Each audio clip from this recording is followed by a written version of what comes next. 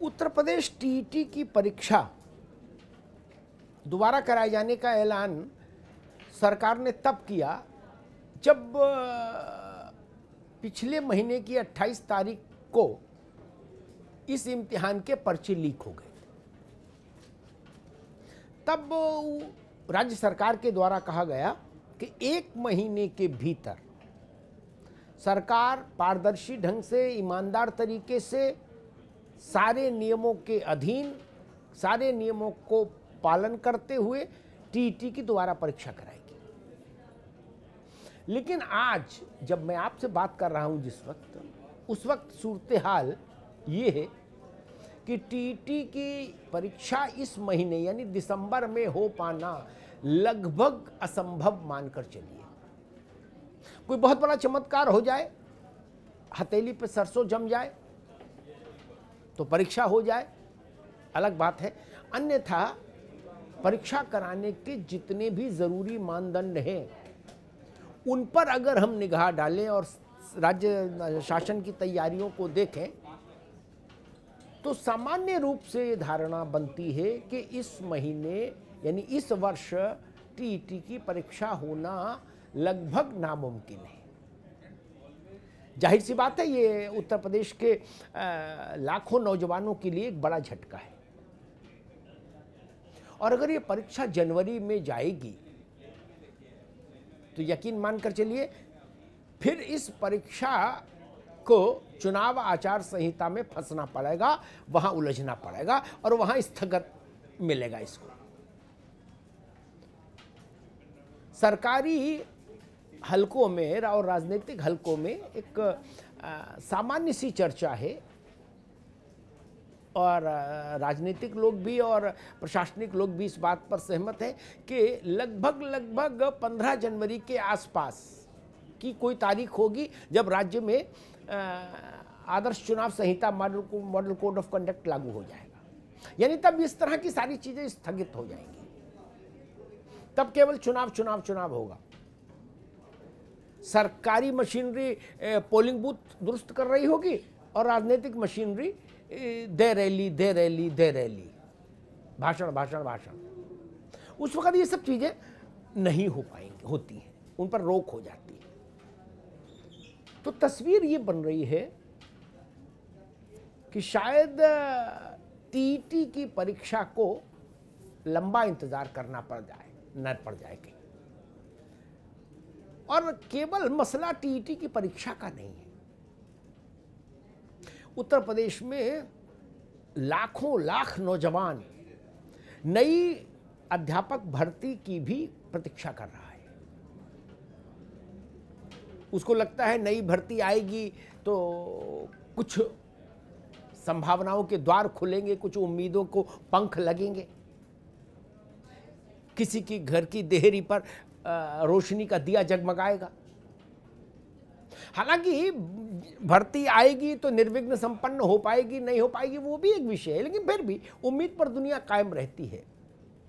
तो एक मांग उत्तर प्रदेश में ये भी हो रही है लगातार, और इसको लेकर लखनऊ में तमाम नौजवान धरनों पर भी बैठे हैं अलग अलग स्थानों पर नई भर्ती की मांग को लेकर अपनी।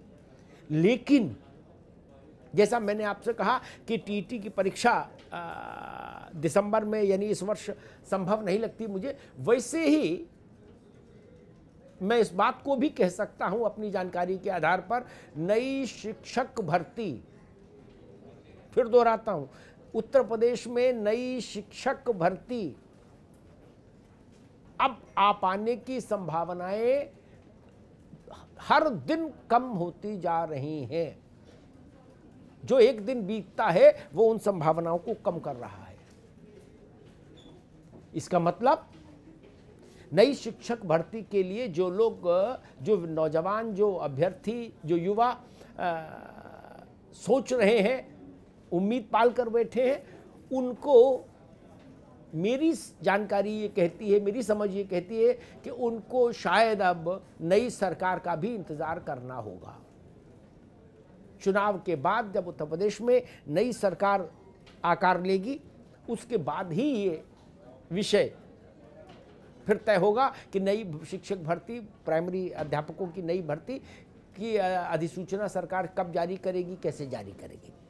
तो ये दो बड़े मसले जिन पर नौजवानों की उम्मीदों को, आकांक्षाओं को, हसरतों को धक्का पहुंच रहा है। एक टीटी की परीक्षा और एक नई शिक्षक भर्ती। टीटी वाले में पेच जांच जो चल रही है पेपर लीक कांड की, उसमें भी तमाम तरीके की जानकारियां आ रही हैं। एसटीएफ को भी तमाम तरीके के संकेत मिले हैं, तमाम तरीके की जानकारियां मिली हैं। एक नौकरशाह का नाम भी हवा में तैर रहा है। अब उसकी कितनी भूमिका थी इस पेपर लीक कांड में, कितनी नहीं थी, ये तो आगे जांच का विषय है, लेकिन नाम हवा में तैर रहा है। एक पुलिस के सिपाही का नाम और उसकी भूमिका पर भी एसटीएफ ध्यान दे रही है। हालांकि वो अभी तक पकड़ा नहीं गया। कहा जा रहा है उसने अपने भाई के लिए इस पेपर लीक कांड में सहभागिता की। तो कुल मिला के जो परिस्थितियां बन रही हैं ना, वो नौजवानों को निराश करेंगी। हालांकि 2 लोग प्रमुख तौर पर गिरफ्तार हुए और बाकी कुछ अन्य सॉल्वर और पेपर को इधर उधर लेने, खरीद फरोख्त करने वाले तमाम लोग गिरफ्तार किए हैं एसटीएफ ने। लेकिन 2 लोग प्रमुख रूप से गिरफ्तार हुए। संजय उपाध्याय जो परीक्षा नियामक प्राधिकरण के सचिव थे वो, और जिस कंपनी को, जिस फर्म को पेपर छापने का ठेका दिया था, उसके मालिक मुख्तार राय अनूपचंद, 2 लोग गिरफ्तार हुए प्रमुख रूप से। अब उनके पास से बरामद इलेक्ट्रॉनिक गैजेट्स, उनकी डिकोडिंग हो रही है, उनकी डायरी को देखा समझा जा रहा है, उनकी पूछताछ से जो चीज़ें निकल कर आई हैं उनको समझा जा रहा है। लेकिन मसला ये, मुझसे किसी एक नौजवान ने बड़ी अच्छी बात कही। मैंने कहा कि भाई देखो, एसटीएफ इतनी तेज़ी से जांच कर रही है, इतनी प्रामाणिकता से जांच कर रही है, इतनी जल्दी इतने लोग पकड़े गए। उन्होंने कहा कि अमिताभ सर, सारे लोग पकड़ लिए जाएं और सारे लोग जेल भेज दिए जाएं, उससे भी हमारा क्या हित होगा? हमारा हित तो तब जब जल्द से जल्द दूसरी परीक्षा होती, ईमानदारी के साथ होती, बिना किसी कदाचार के होती, जल्द से जल्द परिणाम आता और जल्द से जल्द नई भर्ती का विज्ञापन आता और हम उसमें भाग ले पाते। उनका हमारा हित केवल इतने तक है। बाकी एसटीएफ 20 लोगों को गिरफ्तार करे, ये 40। उन्होंने कहा इससे अमिताभ सर हमको क्या लाभ, यानी नौजवानों को क्या लाभ, उसकी अपनी सोच है।